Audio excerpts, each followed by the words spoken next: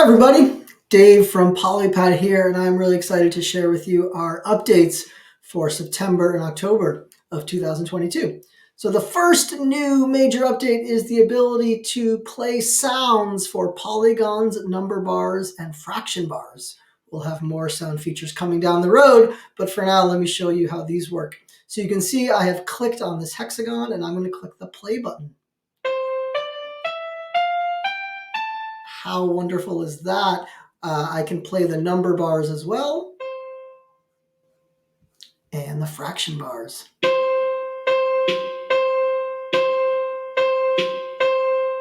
You might have noticed a different sound on this first fraction bar because I changed this from the piano to a drum beat. So as you click on a tile that plays music, there's a musical note with all sorts of features and options available.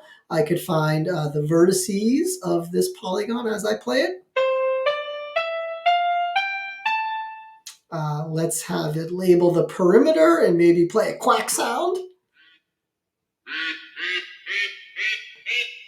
So fun. So all sorts of great things can be explored mathematically with this sonification of polygons, number bars, and fraction bars. We've seen wonderful music and beats and rhythms created that have been shared. So please make some of your own, have your students make some and share them with us. It's always a delight to see.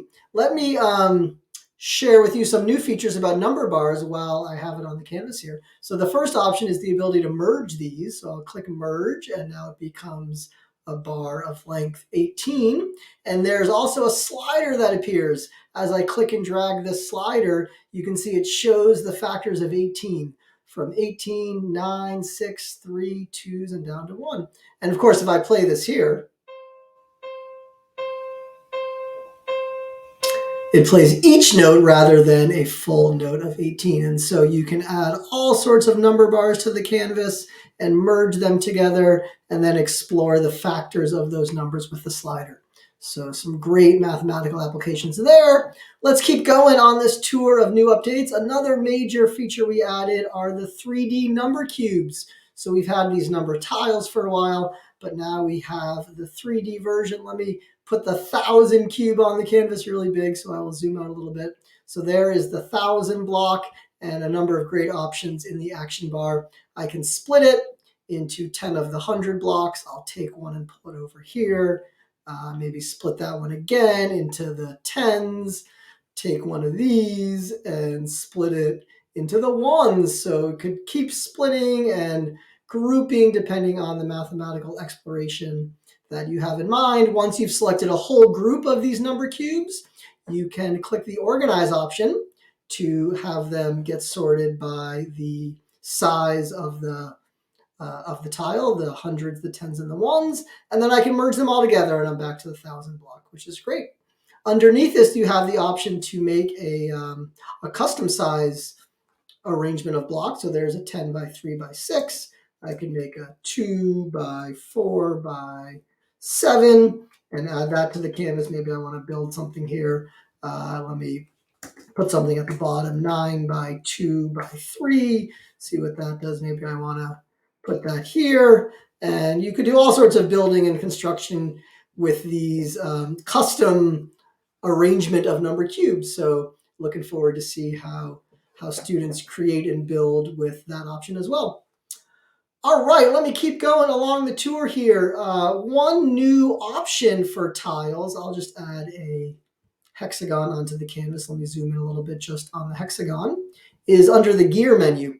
And this is really helpful if you want to create like an infinite pile of a certain tile for students to use. So under the interactivity menu, there are a number of options: locked, invisible, cannot move and delete. Those are not new. Locked means I actually can't do anything with the tile. I'm trying to click on it, move it. I can't. It is fully locked. So let me add another one to the canvas. Invisible means you just can't actually see it anymore. That's helpful in some of our geometric constructions. I cannot move or delete it. You can see I can't move it or I can't delete it. I'm trying to. I could copy it. I can make copies of it. That option, cannot move or delete, is really helpful with a dice or a coin if you just want students to be able to like roll a dice but not move it. That's a nice option. But This new one is called clone when moving. And this, in effect, makes an infinite pile of these that students can make a copy of just by click and drag. It's sort of like having a tile in the file menu here where I can click and drag to put it on the canvas. Now you can see when I click and drag on the trapezoid, I'm creating copies that then I can rotate, delete, cut, and so on. So this is called clone when moving, and in effect, it creates an infinite pile of these that students can use just by doing a click and drag to get one off the top. Of course, there is the option to copy, which is still there, or just the C button on the keyboard, but clone when moving allows that. Two last things to show. One, we've added some options for arrows at the end of our number lines and coordinate grids. So let me add a number line to the canvas. You can see by default, it does not have arrows at the end, but when you click on the gear, you could have arrows in both directions, or you could have arrows just in the positive direction. So depending on what you like with your number line, you could choose any of those options, and the same go for our coordinate grid. So I will add one of those to the canvas, zoom out a little bit, and you can see in the gear, by default, the arrows go in the positive direction. We've heard from some teachers that they'd like to have arrows in both directions. So there we go. Or maybe you want no arrows at all. Oh, that's just positive. Let me do none. There we go. Awesome. Two last things to show you in our prime factor circles. I'll add 36 to the canvas here. We have some new options for how you might want to label the prime factor circles. You may know that this shows the prime factorization of the number, and I can pull it apart into its prime factors. So 36 is 2 times 2 times 3 times 3.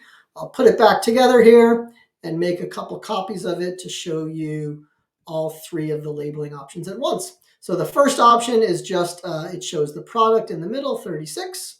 The second option is showing the sectors and the product. So now it shows me that these are 2s and those are 3s, or perhaps you want no labels at all. So that would be none. There we go. And the last thing to share for our September and October update is the custom rectangle tile. That's not new, but there's a new feature on the custom rectangle tile. You may know that you can click and drag this black circle to make a variety of rectangles as you like. But now when I hold down the Shift key, I can only make a square. So you can see as I click and drag holding down the Shift key, it will force that into a square. So if you're creating an activity where you just want a variety of squares, that might be helpful. If students only want to make squares, again, holding down the Shift key causes that to happen. Wonderful. So those are the updates for September and October of 2022. A number of labeling options, squares on the custom polygon, clone when moving, and our new large features, the number tiles, the 3D number cubes, and the sonification, the music on polygons, number bars, and fraction bars. We always love to see how teachers and students are using these tools to explore, create, discover mathematics. So please keep sharing, and thanks for watching this video.